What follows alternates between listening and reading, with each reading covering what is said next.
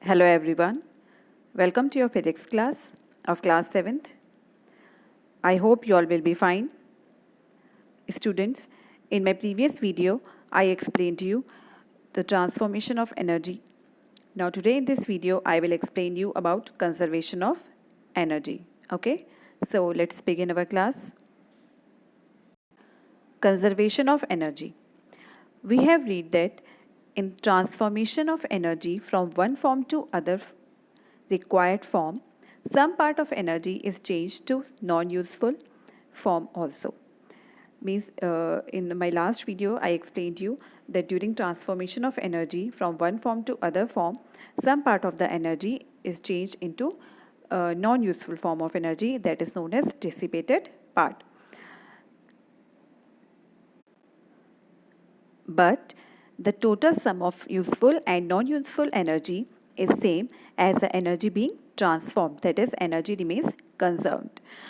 Means the total sum of useful and non-useful form of energy is same as that energy that is being transformed, that is energy remains conserved. For example, if 100 joule of electrical energy is converted to mechanical energy in an electric motor, it is possible that 60 joule is the mechanical energy, while and the remaining 40 joule may be heat and sound energy. Okay, this thus the law of conservation of energy stated as the total energy is conserved in each transformation of energy, means that 100 joule of energy is converted into 60 joule of useful energy and remaining 40 joule of non-useful energy. In mechanical energy, for transformation between potential energy and kinetic energy, law of conservation of mechanical energy takes in the following form.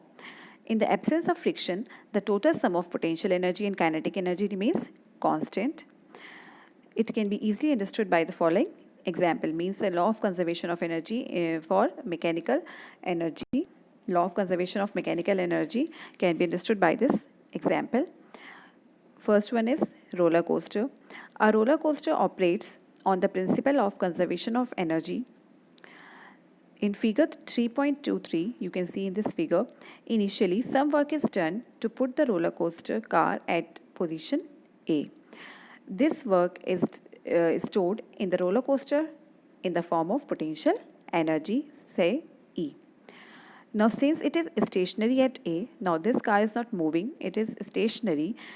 Therefore, it does not have kinetic energy. So the kinetic energy is 0 at position A. Now as it starts coming down, as the roller coaster car starts coming down from position A, the potential energy changes into kinetic energy.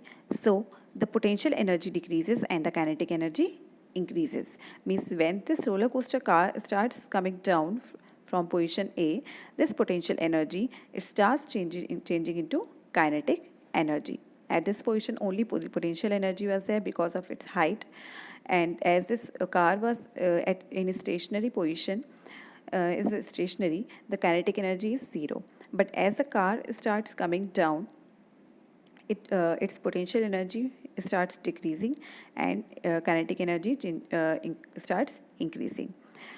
Now when the roller coaster reaches at point B, this point on ground, the potential energy becomes 0 as it has converted into kinetic energy. Now here this car has kinetic energy and the potential energy becomes 0. Due to its kinetic energy, the roller coaster rises to reach the point C. Now this car has kinetic energy, and because of that kinetic energy, this roller coaster rises to reach the point C. Okay. Now when this roller coaster car starts from position B towards the position C, now again the kinetic energy starts changing into potential energy. Therefore, the kinetic energy decreases and potential energy increases. Okay.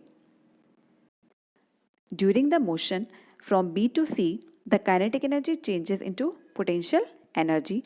Therefore, the potential energy increases and becomes E1, while the kinetic energy decreases to E1 minus E1. Means at position B, if the kinetic energy was E, now it starts changing into potential energy. Now if the potential energy becomes E1, so that part of potential energy is being reduced from the kinetic energy that was E at point B.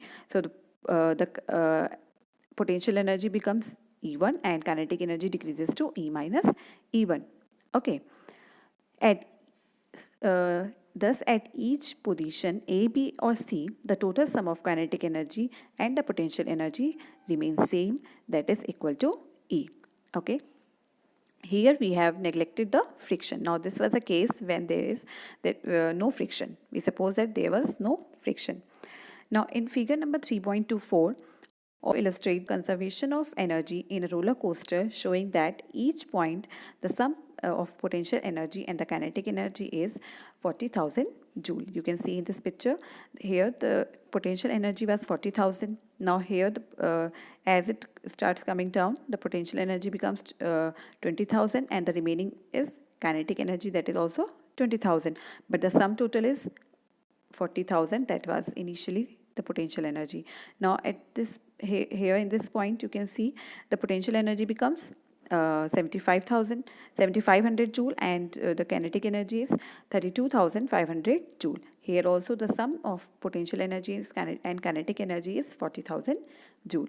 Now at this position the potential energy and the kinetic energy are 5,000 potential energy, 5,000 joule potential energy, and the kinetic energy is 35,000 joule. Here also the sum of potential energy and kinetic energy is 40,000 joule. It means that that energy remains conserved at different position during the transformation of energy. Okay. Now second example is a vertically falling ball. A ball falling vertically downwards from a height is another example of conservation of mechanical energy, as you can see in this picture number 3.25. In figure 3.25, when the ball is stationary at point A, you can see here this point A, the ball is stationary at a height h above the ground, potential energy is maximum, that is E. Here at this position the potential energy is E. You can see here, which is equal to the work done in lifting the ball from the ground to point A, and that potential energy is due to the work done on this ball from to take this ball from the ground to the point A, while the kinetic energy at this point A is 0 because this ball is stationary here. Now as the ball starts falling down, its potential energy changes into kinetic energy. Now as the ball starts falling from point A, the potential energy, which is maximum here E, starts changing to kinetic energy. Then at point B, that is at height half h by 2 above the ground, half of the potential energy converts into the kinetic energy. So at B, potential energy is E by 2 and kinetic energy is also E by 2. You can see in the picture. Here at position B, potential energy is E by 2, means the potential energy changes, half of the potential energy changes into kinetic energy, and therefore the kinetic energy is also E by 2. Here also the sum of both kinetic energy, that is, and potential energy is equals to E. Okay. The sum total of energy remains conserved. Now on reaching the point C on ground, whole of the potential energy has converted into kinetic energy. So at C, potential energy is 0 and kinetic energy is E. Now on reaching at point C, see the diagram. So here in this picture, at point C, whole of the potential energy that was E at position A changes into kinetic energy. So at C, potential energy is 0 and kinetic energy is E. Okay. And sum total of potential energy and kinetic energy is again E plus 0, that is E. That means energy remains conserved from position A to position C, because at position A the potential the energy was E, and here also at position C the kinetic energy is equals to E.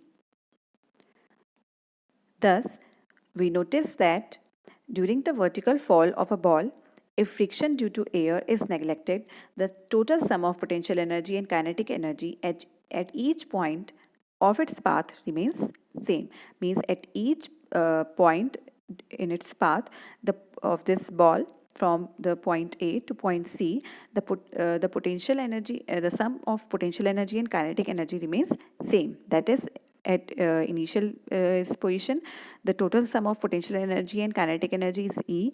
Therefore, at each point falling from point A to point C, at each point the sum of potential energy and kinetic energy is same if we ignore the friction due to air. This is known as the conservation of energy. What it says that energy is always same. Okay, so today we discussed about conservation of energy during transformation, that during transformation of energy the energy remains conserved. Okay, so you have to read this, and further explanation I will give you in the next video, and also I will give you the question answer in that video. Okay, so thank you.